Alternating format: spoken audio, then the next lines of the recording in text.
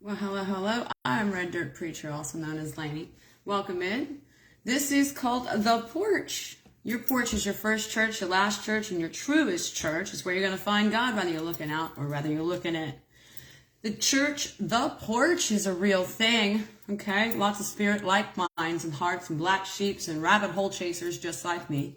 Conscious people, crazy makers, rebel havers, black sheeps and whatnot.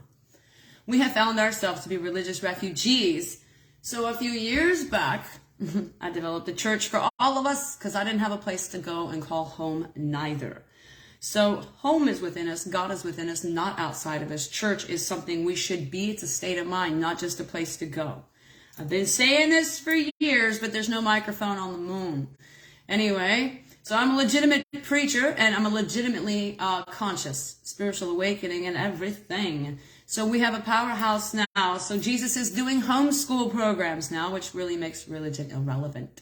So I'm not down with religion. You'll find that out about me, and I talk more about that and why I'm like that, because that's the way I was raised in my Holy Father.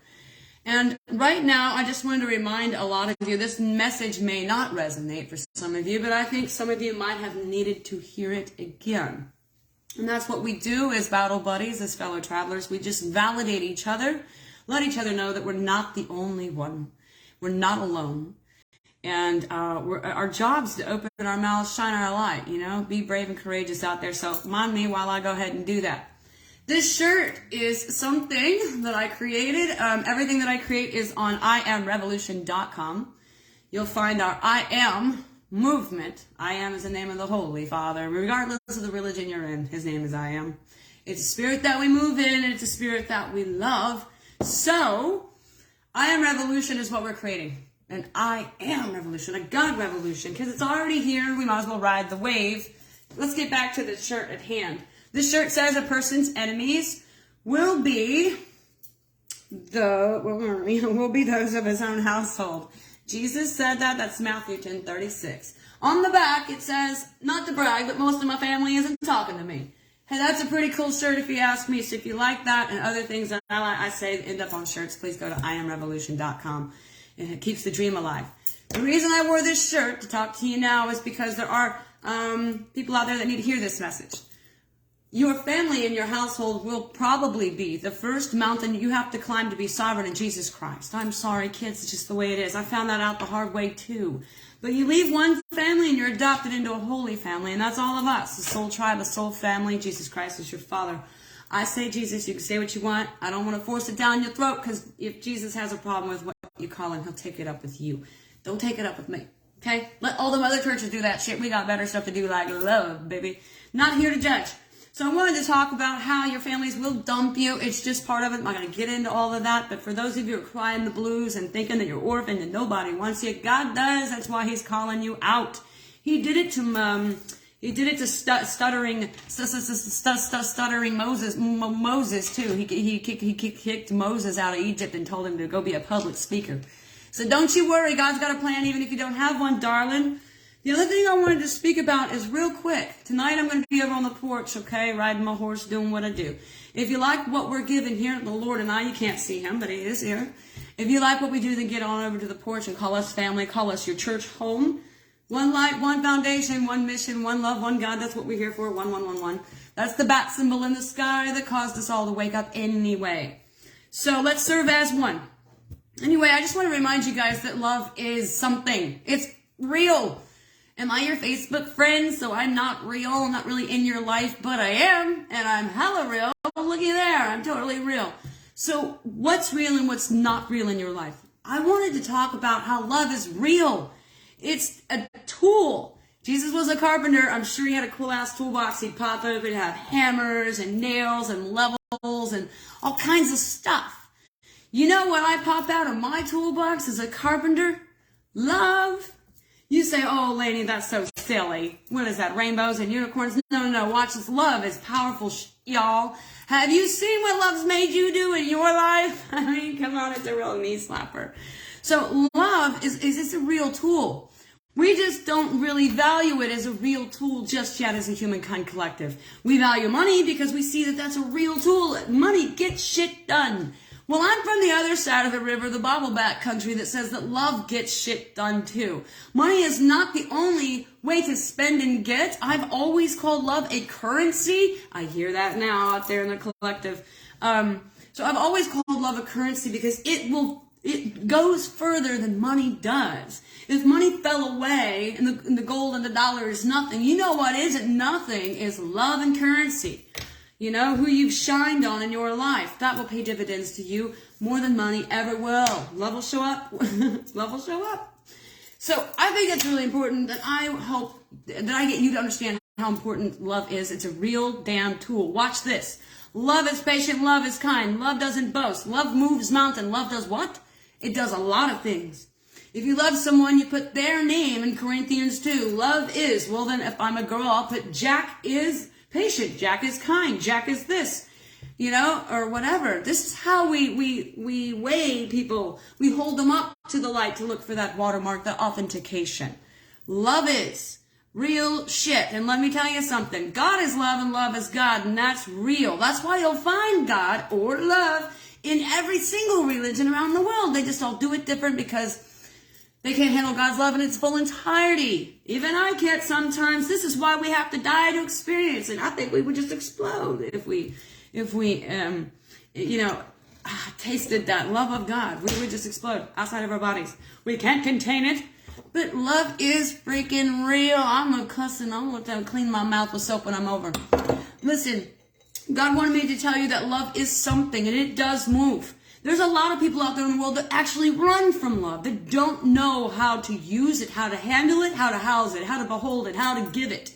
It's like money. You ever seen somebody squander money? Mismanage it, not be able to save it, make it, da-da-da. They got a bad relationship with that money. There are people out here in the world that have a bad relationship with love, this give and take, right? We're confusing the lines here where we treat love as it's just as transactional as money. I give you, you give me. See? There we go. That's not what it does. Amen. And so God is love and love is God. And that is supposed to be embodied in us. He pushed Jesus into the world to show us what love looks like inside of a person. That's amazing. Emulate that. Do that. Okay? Love doesn't need permission. It just goes. It does. Love doesn't wait around. It just goes. It has its own damn timing. It's called divine timing. Always right on time. Love moves whether you like it or not. Love grows whether you like it or not. And that's, let me just put something here for you. There are families out there in the world that will get in the way of you loving somebody else. Because religion and the religion of your family has taught you that it's bad to love outside your age difference. It's bad to love outside your creed, your color. It's bad to love. Religion will teach you that you only should love those just like you. Wow, how discriminatory. Thank God that Jesus did not discriminate against me when it came to love. And, all right, so love is universal. We shouldn't hoard it. It's not ours to keep. When you find someone and they love you, we climb all over them and we do all these things to keep love with us. Okay, we have not learned that money is not something, too, that we have to hoard. Okay, hoard the money. There's a story in the Bible about this. Hoard the money. Spend the money. You know what's great about money? They're going to print more tomorrow.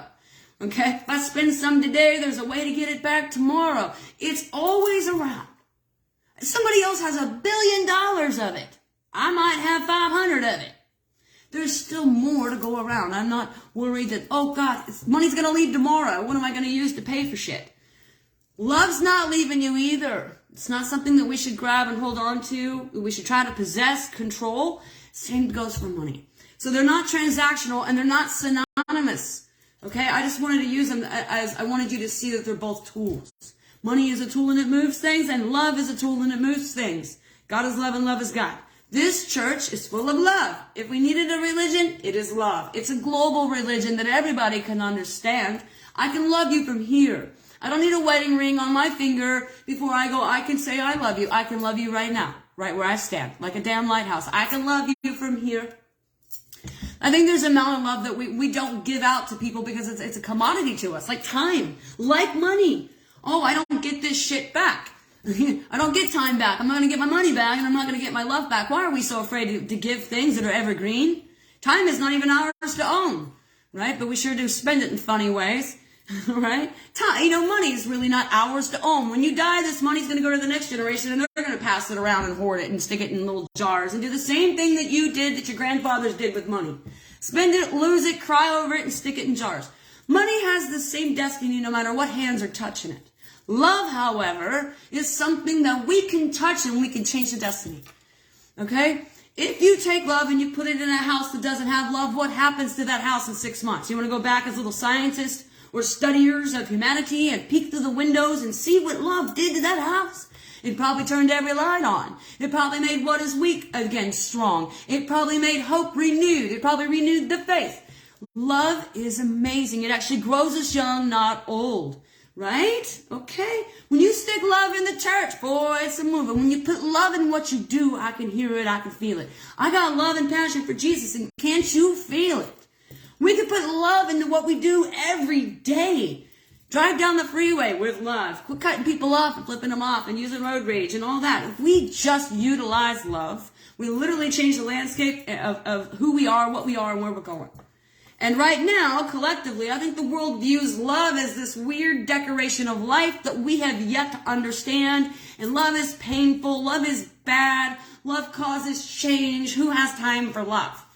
How are you doing living your life without it? How's that working out for you? Okay? We need love. It's a damn drug. And I realize that God is love and I can't live without God. I can't live without God's love. I can't live without love. I'm a human being. And I realize today to live without God, I might as well be dead where I stand. And this is why, as a Christian, that is conscious, that is sovereign, I can say I need to be alive in it. Not only do I just need it to live, I need to be alive in it. I can't be alive unless I have it. So we cannot be cut off from love. So why in the hell is humanity running around, hoarding our own hearts, not speaking out loud, not loving anybody? And ever since COVID and a whole bunch of other stuff happened to us, for the last 2 years, I know that America has been really cold. There ain't a lot of love out there. Have you been to the grocery store? Have you been out in the public places? No one's talking anymore. We all kind of growl at each other. What the hell is that about? My light's here to shine, to hopefully light your light, and to bring back people out onto the porch, to turn the porch light back on, to roll the clock back to 1950-something, where things were easier, where neighbors loved neighbor. God said, how do we treat our neighbor? With love. How are you supposed to treat yourself? With love. Then let me stand here and hopefully teach and show how to utilize love. I mean, that's what Jesus was here for. So anyway, I'm going to be over on the porch tonight. We're going to go over there. We're going to talk about love. We're going to talk about religion being a dictator and how we're going to get out from underneath that. It's a big deal to me because I got raised through Jesus Christ to realize that religion is division. It divides the whole world into these sections, and we are greater together than we are apart. Duh. That's a mathematic that was wholly found before I said it. And so we should live this way as one. Our native heritage knew this. They live in the land and within the land, and they live as one, not on top of the land as separate little peoples. So disconnected. Okay, Jesus was a very spiritual man, so I'm sure Jesus wants to do this a spiritual way. Come on back home, come on, because the porch light's on, and that's what always called us home. Right? So let's use love for what it's meant for. It is a tool. It's here to change the world. I live on love. I'm defined by love. I'm here by love, for love, and through love.